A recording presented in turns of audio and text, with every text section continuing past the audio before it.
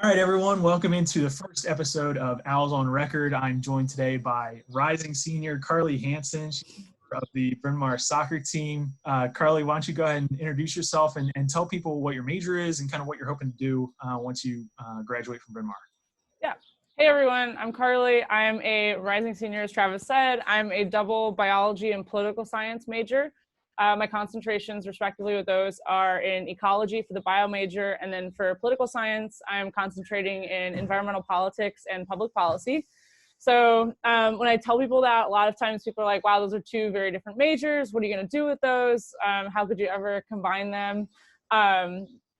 It's like not something you usually hear about, but I'm really interested in bridging the communication gap between the scientific community and the political community, where I find that a lot of times scientists don't know how to communicate their science to policymakers, and a lot of policymakers lack the scientific background in order to understand the terms that scientists tend to use. So I'm really interested in bridging that area. And then after graduation, I will probably go try and work on Capitol Hill as a member of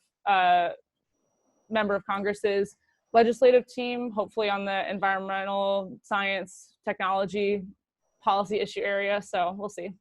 That sounds like a lot of fun. That sounds very cool. I know you've already had some really cool experiences in Washington, right? So far. Yeah. That's pretty cool. It sounds like you're well on your way. One of the reasons we kind of wanted to start off this series with you is because you've been involved with SAAC for a long time at Bryn Mawr, and this year you're going to be the co-president of SAAC. Can you tell people kind of why you like being involved in SAAC, what the value of that is, and what you're looking forward to as kind of your term as co-president this coming year? Yeah, so me and Zaina Moen are the co-presidents for this year. I think we make a really good team, and it's been a lot of fun getting to do something like SAAC with a really good friend. This year, we're really focusing on issues of diversity and inclusion and expanding the work that our diversity and inclusion committee are doing. This will be the third full year that this committee's been existing at Bryn Mawr, and we've done a lot of really good work. We're right now focusing on issues of racial justice and addressing what we believe and what everyone knows is a very serious racism problem in the United States. So we're looking to find ways to make the department have an attitude and environment of anti-racism and looking to foster that within individual athletes. It's been really fun being in SAAC for the last couple of years. I think it's funny because a lot of times when first years come in, they're like, what is SAAC? What does SAAC do? And even some current athletes are like, what the heck does SAAC do? And it's been fun getting to be a part of the group that changes that mentality around Bryn Mawr and provides a really good outlet for us to improve the environment at Bryn Mawr and the greater Bryn Mawr community for not only the student athletes, but students at large. So it's been a ton of fun to get to do different events, raising money for various breast cancer related charities in the last couple of years, and just having another place to socialize and have fun with people while working on some meaningful projects. Yeah, it's definitely an exciting thing to see the student athletes be a part of that at Bryn Mawr and kind of voice their opinions and kind of shape the way the department's moving. And I think what's really cool is as part of that this coming year, you've been invited to be a part of the NCAA National SAAC, right? So I'm curious if you can kind of explain to people maybe what that is and how you got involved in it. Yeah, definitely. So for each division, there's a national SAAC comprised of representatives from each conference within. And so Division 3 has 52 conferences, and each conference gets a member.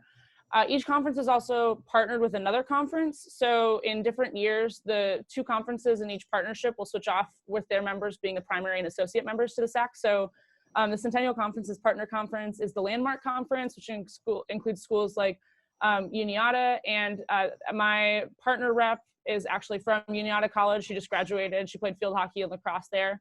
But I'm the associate member and she's the primary member this year. And basically what that just means is I go to 2 fewer meetings than she does. But we're all 52 of us are in a big group chat, and it's been a lot of fun getting to meet different people from around the country. I went to the conference SAAC meeting last year, early in February, before we were shuffled off of campus, and with Brendan, who is the former president of Bryn Mawr SAAC. And we went there, and the conference liaison who runs these kind of meetings he said, hey, we're looking for a new associate member.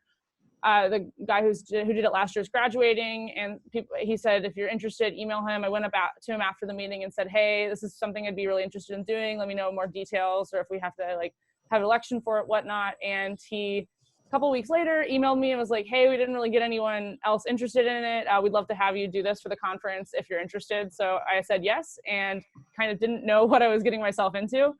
But in the last couple of weeks, we've, as a national SAAC, had a lot of conversations about what's going on in the country. Right now, a big issue for the national SAAC and for the NCAA as a whole is the name, image, and likeness legislation that was just put through. So actually, the U.S. Senate Committee on Commerce sent a letter to the Division III National SAAC asking for our input on a lot of issues related to name, image, and likeness, because they wanted to hear directly from student athletes. So that's been a big focus of the group as well. And then we have our annual meeting in Indianapolis got moved to remote this year, obviously because of the pandemic. So that will be happening mid-July. I'm really excited to get to see some of the business side of things. And then hopefully, fingers crossed, everything will be safe enough for us to attend the NCAA convention in January, which is going to be outside of DC this year. That's really cool. It sounds like this is a good year for you to be involved in that, with Congress kind of sending this stuff to the National SAAC, and you being kind of interested in working on Capitol Hill. It sounds like it's kind of a cool year for you to be involved in this. Yeah, absolutely. It's been fun to kind of combine. I mean, my whole time at Bryn Mawr, I've been combining the things I'm interested in interesting ways, and this is just another one of those combinations manifesting themselves. We got the group chat message / email, and it was really exciting. So it's like, oh, this is cool that Congress is reaching out to student athletes and interested in not just the administrative perspective of things. Like, they want to hear from us. So yeah, pretty cool. That's really great. So not only are you obviously heavily involved in Bryn Mawr soccer, and you guys have really been on the rise for the past seasons, and are, I'm sure, looking forward to the fall and whatever we kind of make out of this upcoming year, right? But you are able to kind of do a lot of internships and kind of get a lot of exciting other opportunities out of your time here at Bryn Mawr. And I know I mentioned kind of you having an opportunity to work on Capitol Hill already. So maybe you can kind of tell people about your previous internship experiences. And then I know you're doing something really cool this summer as well. So I don't know if you can kind of outline some of the cool things you've been able to do while you've been at Bryn Mawr. Yeah, absolutely. So the summer after my freshman year, I worked for the Illinois Office of the Comptroller. So if the treasurer is the one that pays the bills in state government, the comptroller is the one, or sorry, the treasurer invests the money that the state has, but the comptroller is the one who actually writes the check and pays the bills. So I got to work with the funeral licensing department, which was very interesting and not something I expected going into the summer, but it was a good crash course in the minutia of municipal government. And then last summer, I got the opportunity to go to Capitol Hill and work for Senator Tammy Duckworth of Illinois. Really cool woman. I have massive admiration for her. And so I went into the summer thinking I was going to be the operations intern, which basically means that if the operations and administrative team are doing their jobs correctly, no one in the office knows that they're doing their job because everything's running very smoothly. But what that did was I got to be exposed to a lot of the different departments at the office. Anytime they needed an extra hand somewhere, they said, okay, Carlie, go assist press and translate some interviews today, or scheduling needs you for this week because their intern's going to be out. So go help sort through invitations and meeting requests. And then my second week there, they said, we're waiting on another intern who's supposed to assist one of the policy teams. We'd love to have you help them out. And I was absolutely. And it turned out that team was the team that manages the science, space, technology, environment, animals, water, national parks, you name it, portfolio. And I was so excited. It was kind of funny because I was talking to my mom that evening, and I was like, I'm going to try to do my job so well that like they have to keep me on this team because it's obviously what I'm interested in.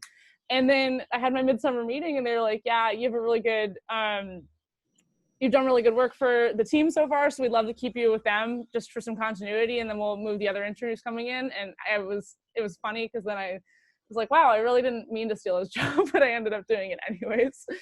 But what was really cool about that was that I think people have this view of Washington as somewhere that's very like cold and not friendly, because people think that everyone's so detached and out for themselves there. And I think my experience was very different. Everyone who's working there really genuinely cares about people and making a difference. And there are a lot of different ways that people who work on the Hill can make a difference, even though it's not like they're not the member themselves. So it was really cool getting to see how policy is made, and I got to go help with all the steps from like doing the initial research for a piece of legislation to actually running the paper copies of some of the bills to the cloakroom to get dropped off in the hopper, as it's called.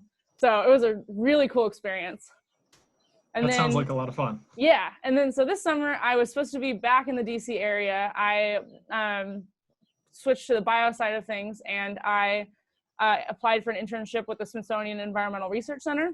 So I work on campus for Dr. Tom Moster in his ecology lab. And so he does a project at the Smithsonian that deals with global change factors. And basically what that means is that they look at the effects of elevated carbon dioxide and artificial nitrogen enrichment on salt marshes on the Atlantic coast. So the SAAC facility is located on a salt marsh that drains into the Chesapeake Bay. And I am working remotely for them now. I'm doing a lot of data analysis with regards to previous projects that have been conducted there. And this will ultimately form the basis of my senior thesis, which will be looking at how elevated carbon dioxide and artificial nitrogen inputs impact the rate of spread of non-native and invasive species of marsh grass. So. Wow. That sounds very impressive. That sounds really cool. And it's very exciting you get to work on that remotely still and still have that opportunity. Yeah, absolutely. Well, thank you so much for joining us for this inaugural episode, Carlie. We hope you're doing well and kind of surviving this kind of strange time in the world. Absolutely. We're looking forward to having you back in the fall, whatever that might be. So I'm so excited to be back in the fall. I hope we get a soccer game in, at least one. I know. I think we all do. Well, thanks a lot, Carlie. Thanks, Travis.